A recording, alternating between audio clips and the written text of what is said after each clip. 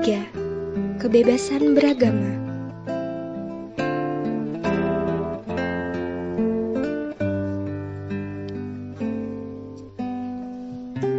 Tahukah kamu, agama adalah sikap terhadap dunia yang mencakup acuan yang menunjukkan lingkungan lebih luas daripada lingkungan fisik yang terikat ruang dan waktu.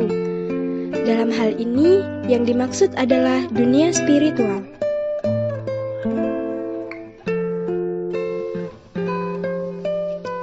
Jadi, agama bukanlah sekedar sikap seseorang terhadap dunia fisik, tetapi juga termasuk dunia spiritual.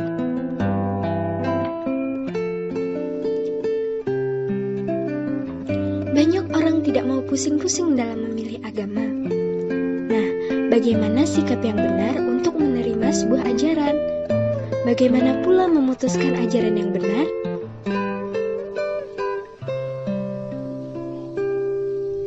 Pada materi kali ini terdapat 3 pokok bahasan, yaitu kebebasan memilih agama, cerita suku Kalama, dan keunikan agama Buddha.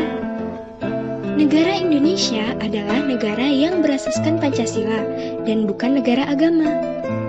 Berdasarkan sila pertama Pancasila yang berbunyi ketuhanan yang Maha Esa serta pasal 29 ayat 1 dan 2 UUD 1945 bahwa negara berdasar atas ketuhanan yang Maha Esa.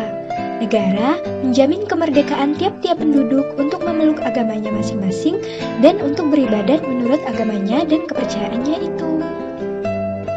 Agama awal yang masuk ke Indonesia adalah Hindu dan Buddha, kemudian Islam, Kristen, yang kemudian juga masuk Konfusianisme dan Taoisme di sela-sela masuknya pengaruh-pengaruh agama tersebut.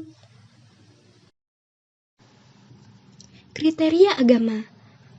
Kriteria agama di Indonesia antara lain mengajarkan keyakinan kepada Tuhan Yang Maha Esa, mempunyai pendiri atau nabi, mempunyai kitab suci, mempunyai umat,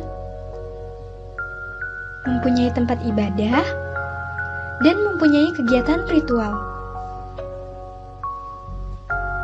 6 agama resmi di Indonesia antara lain Islam, Kristen, Katolik, Hindu, Buddha, dan Konghucu.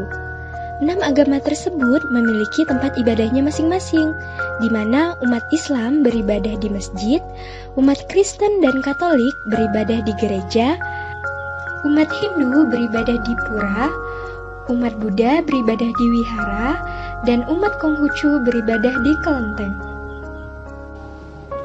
Ajaran keyakinan dan kemoralan ini diharapkan manusia menjadi bersusila, berbudi, beretika, dan bijaksana sehingga dapat menciptakan hidup bermasyarakat, berbangsa, dan bernegara yang rukun dan damai.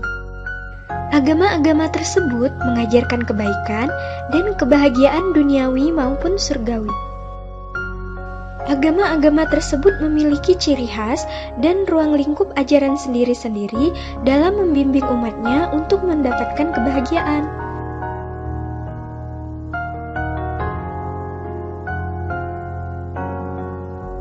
Mari kita lihat contoh sikap toleransi, saling menghargai, kasih sayang, dan kerjasama. Dalam sekolah, menghargai dan menghormati teman yang berbeda agama, tidak membeda-bedakan dalam bergaul, serta menjenguk teman yang sakit. Dalam masyarakat, menghormati dan menghargai perbedaan suku dan agama di lingkungan masyarakat. Tidak membeda-bedakan suku, ras, atau golongan. Dalam kehidupan berbangsa dan bernegara, mengakui dan menghargai hak asasi manusia, menjalin hubungan yang baik antar umat beragama, menciptakan rasa persatuan dan kesatuan.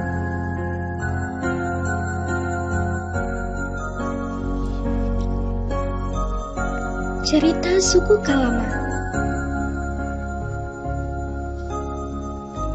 Sekelompok anak muda suku Kalama yang saleh pergi menemui Buddha dan memohon penjelasan tentang kebingungan mereka. Apa yang harus harus dilakukan sebelum seseorang menerima atau menolak suatu ajaran. Buddha menasehati sebagaimana yang dijelaskan dalam Kalama Sutta, adalah untuk tidak menerima sesuatu apabila didasarkan pada sesuatu sudah menjadi tradisi, sudah lama ada, atau sudah sering didengar.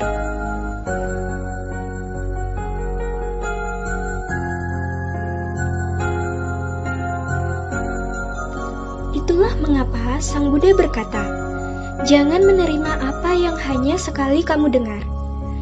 Jangan mencoba membenarkan kelakuan yang tidak masuk akal dengan mengatakan bahwa itu adalah tradisi, kemudian kita harus untuk menerimanya.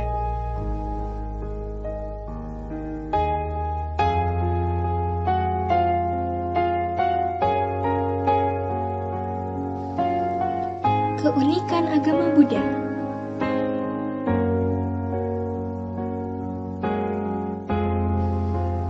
Yang pertama, tidak membedakan kelas.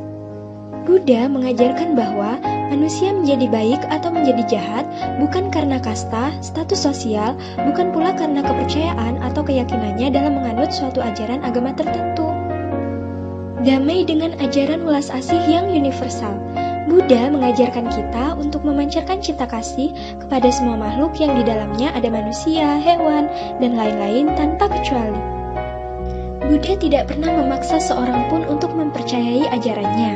Semuanya adalah pilihan sendiri. Konsep dasarnya adalah ehipassiko, lihat, datang, dan buktikan terhadap kebenaran Dharma.